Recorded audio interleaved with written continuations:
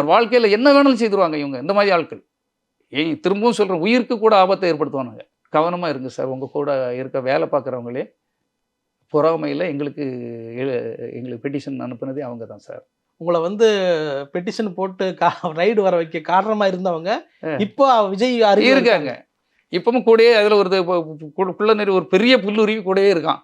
2 பேரும் இருக்காங்க. அதில் ஒருத்தன் கிட்டே இருக்கான். சமீபத்து பேட்டியில கூட நீங்க வந்து அவரை சுற்றி ஒரு பெரிய சகுனி கும்பல் இருக்குன்னு சொன்னீங்க. ஆமா.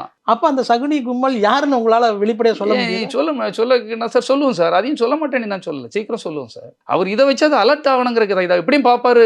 கொஞ்சமாவது ஒரு விழிப்புணர்வு வரும்ல. நம்ம வந்து ஒரு கூடயே கையவர்களே கூடயே தண்ணிக்குள்ளே நீந்திட்டு இருக்கோம், உள்ளுக்குள்ளே முதலைகளும் சுற்றிக்கிட்டு இருக்குங்கிறது அவருக்கு தெரியணும்ல. எப்போ வேணாலும் கவ்விடும் அப்படின்ட்டு அது தெரியணுங்கிறக்காக தான் சொன்னேன் சார். அவர் பாதுகாக்கணும்ல. ஏன் ஹீரோ சார், நான் லவ் பண்ண ஹீரோ. அவர் நல்ல வரணும்னு நேசித்த ஒரு முதன்மை ஆளு சார். அப்போ அவர் வந்து இப்படி பாதுகாப்பற்ற இடத்துக்குள்ளே இருக்காருங்கிறது அவருக்கு தெரியணுங்கிற காரணத்துக்காக தான் இதை சொன்னேன். இதை சொல்லாமல் எப்படி சார் நான் இருக்க முடியும் சொல்லுங்கள். நான் தனியாக போய் சொல்லிடலாம், ஒரு வாய்ப்பு வந்துடும், நீ பல முறை முயற்சி பண்ணுற முடியலையே. இப்போ அவங்க தந்தையார் கூட இருந்திருந்தா அவர்கிட்ட சொல்லியிருக்கேன். அவர் நானே இப்படிப்பா போய் சொல்கிறது, நானே பேச முடியல செய்ய முடியலன்னு சொல்லும்போது அப்படி ஒரு அடைப்புகள் அடைக்கக்கூடாது சார். திடீர்னு வந்த ஆட்கள் ஒரு திடீர் பழக்கம் உள்ளவங்க, உங்களுக்கு 3வது ஆட்கள்னா பரவாயில்ல. நாங்கள் உங்கள் கூடயே இருந்தவங்க. அப்போ என்ன நடந்தது என்ன இதுன்னு தெரிஞ்சிருந்தா அந்த உண்மைகளே சொல்லிட்டு நம்ம வெளியே வந்திருப்போம். கூட இப்படி இருக்காங்க சார் அப்படின்ட்டு. இப்போ இதை விட்டால் வேறு வழி இல்லைங்கிறதுக்கு தான் சொன்னேன்.